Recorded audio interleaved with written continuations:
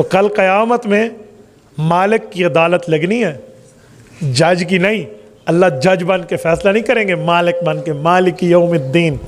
और मालिक की अदालत में सिफारिशें चलती हैं, क्योंकि मालिक अपनी चीज़ का मालिक है ना, जिसको माफ़ कर दे। जज तो कानून का पाबंद है, तो सिफारिशें चलनी है वहाँ।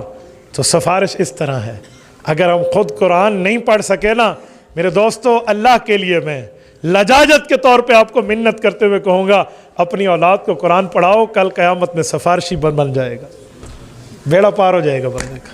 बहुत बड़ी चीज़ है, बहुत बड़ी चीज़ है। एक शख्स ने ख्वाब देखा वफ़ात के बाद कि हमारे ख़ानदान के बंदे और कब्रिस्तान के लोग बैठे हैं और दरख्त की चीज़ें गिरती हैं और वो चुनने लग जाते हैं, वो अपना रिज़्क़ खाते हैं, बहुत खुश होते हैं।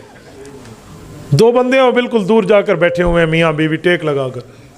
तो उनसे जाकर इस बंदे ने कहा, भाई आप भी जाओ, ये मुर्दे थे जो फौत हो गए थे ना, ख्वाब में देख रहा है कि आप भी कुछ चीज़ें चुने, अपने रिज़्क़ का बंदोबस्त करें। उन्होंने कहा, हम छोटी मोटी चीज़ें नहीं चुनते, हमें थोक के हिसाब से माल आ जाता है, हम होल सेल का कारोबार है। तो कैसे? उसने कहा, हमारा बेटा हाफिज़ है, जुमे के जुमे कुरान करीम की वला चीज़ें जुमे तक इतने से इतनी मंजिल पढ़ के हमें भेज देते हैं, हमें मंथली में, हमें जो है ना वीकली मिल जाता है। मेरे दोस्तों, इस तरह है, अपनी औलाद को दीन पढ़ाओ ताकि ये अल्लाह रब्बुल इज़्ज़त के कारिंदे बनकर काम करें। कैसे कारिंदे? अब सुने, रिज़्क़ की जिम्मेदारी अल्लाह के हाथ में है, लेकिन हम काम करते हैं ना, तग्गो मेहनत करते हैं तो रिज़्क़ मिलता है ना। तो मेरे दोस्तों, कुरान पाक की हिफाजत जिम्मेदारी भी अल्लाह के हाथ में है, लेकिन इस तरह के तग्गो करके ये कारिंदे आएंगे तो इनके हाथों जिम्मेदारी खुदा की पूरी होगी। तो ये काम कराना चाहिए। कितनी बड़ी दौलत है। मैं हैरान हूँ, एक बुज़ुर्ग के बेटे ने कुरान करीम की एक सूरत पढ़ी, तो उसने अपने उसके उस्ताद को जाकर अपनी जितनी वो मालिक था ना, उसने हदिया कर दिया। तो उस्ताद ने कहा, हज़रत आप क्या कर रहे हैं? उसने कहा, आपने मेरे बेटे को ये पढ़ा करना मेरे लिए आखिरत की मनाजिल आसान कर दी है, मैं आपके लिए दुनिया आसान न कर दूँ? बहुत बड़ी बात है हज़रत, बहुत बड़ा मकाम है, बहुत बड़ा मर्तबा है। हैरान हो जाता है बंदा कि यार देखो क्या से क्या दौलत मिली है। अपनी औलादों को कुरान करीम पढ़वाओ, और अपनी औलादों को कुरान पढ़ाने का भी एक तरीका बता रहा हूँ। ये ना कहा करो बेटा हाफिज़ बन जाओ, शाबाश हिफ्ज़ कर, हिफ्ज़ नहीं करता तेरी फला फला, इससे दिल टूट जाएगा, डिसहार्ट हो जाएंगे। वो तरगीब देने का तरीका होता है। अपने बेटे के सामने एक हाफिज़ को बुलाओ, बच्चे को, और उसे कहो, आओ बेटा मैं तुम्हें इनाम देता हूँ, माशाल्लाह तू हाफिज़ है। आपका बेटा पूछेगा ना, अब्बू आपने इनाम क्यों दिया, आपका रिश्तेदार तो नहीं था? बेटा ये हाफिज़ है, कुरान करीम इसने पढ़ा, इसको इनाम मिल रहा है। तो उसका माइंड फ्रेश होना शुरू हो जाएगा। अच्छा, हाफिज़ की इज़्ज़त होती है। बच्चों को बच्चों वाले तरीके पर समझाया जाता है ना। या अपने घर में बैठ के बीवी से और ईरान तुरान की बातें नहीं करो, ये करो कि आज मैं एक महफिल में गया, एक हाफिज़ कुरान ने क्या से क्या पढ़ा, यार वाह क्या बात है, बहुत अच्छे लोग वहाँ बैठे थे, उन्हें उसे हार पहनाए। तो वो अनजाने में बच्चे का एक माइंड बनेगा। और फिर जब बच्चों को चीज़ आ जाती है ना, खुदा की कसम, वो बड़ी उम्र तक फिर उसमें कमाल हासिल कर लेते हैं। आज अभी हज़रत भाई कुरैश साहब की मस्जिद के इफ्तिताह में हम बैठे थे, तो हमारे एक वहाँ नात खान साहब नात पढ़ रहे थे, मैं नीचे बैठा था। अपने बयान से पहले मैंने देखा 3 बच्चे हैं और तीनों उस नात खान को कह रहे हैं, स्पीकर माइक हमें दे, हम भी पढ़ते हैं।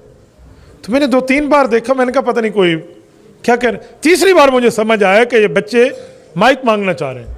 मुझे बड़े ताज्जुब हुआ कि बड़े बड़े बंदे माइक के सामने आकर यूँ कांपना शुरू हो जाते हैं, उनके सांस फूल जाते हैं, ये बच्चा आना चाहता है।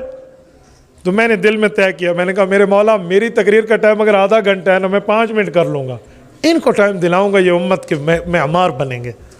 मैं जब बयान पे आया, मैंने कहा उठो शाबाश पढ़ो। एक ने, दूसरे ने, उनको देख के 2-3 पीछे से उठ के आ गए। मैंने कहा जी सब पढ़े मजमे में, जिस किसी ने तिलावत की, किसी ने नात पढ़ी। मैं अपने दिल की इत्मीनान की कैफियत आपके सामने बयान नहीं कर सकता। ये इन बच्चों ने आज पढ़ा है ना, कल अल्लाह की कसम क्या से क्या मामला होगा, और ये मजबूत रहेंगे, अपनी हौसले पे और अपनी खुद एतमादी पे रहेंगे। ये मैं 1997 की बात कर रहा हूँ।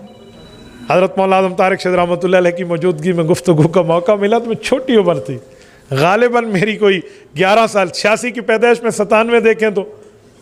गुफ्तगू के दौरान जब मौलाना स्टेज पर आए तो मुझसे बात नहीं हो सकी, ज़ुबान लड़खड़ा गई, पता नहीं मैं क्या कह रहा होता, ये भी मुझे पता नहीं है। तो मौलाना अपनी कुर्सी से उठे और मेरी कमर पे कहा, शाबाश बेहतरीन, बोलो बोलो, बहुत अच्छी बात कर रहे थे। मेरा गई हुई हिम्मत वापस आई और हौसला लौट आया। आज आप मुझे किसी मजमे में ठहरा देना, अल्लाह के फजल से मैं मरहूब नहीं होता, प्रेशराइज नहीं होता। मैं गुफ्तगू कर लेता हूँ, माफिल ज़मीर बयान कर लेता हूँ। एक तायद कहाँ ले गई ना, तो आज मुझे बच्चों को थपकी देते वक्त वही याद आया। मैंने कहा देखो यार, आज इनकी हौसला अफजाई कर लो, कल इंशाअल्लाह ताला ये क्या करेंगे। तो मेरे दोस्तों, आप भी अपनी औलादों को समझाएं, पढ़ाएं, बताएं और उन्हें दीन के उलूम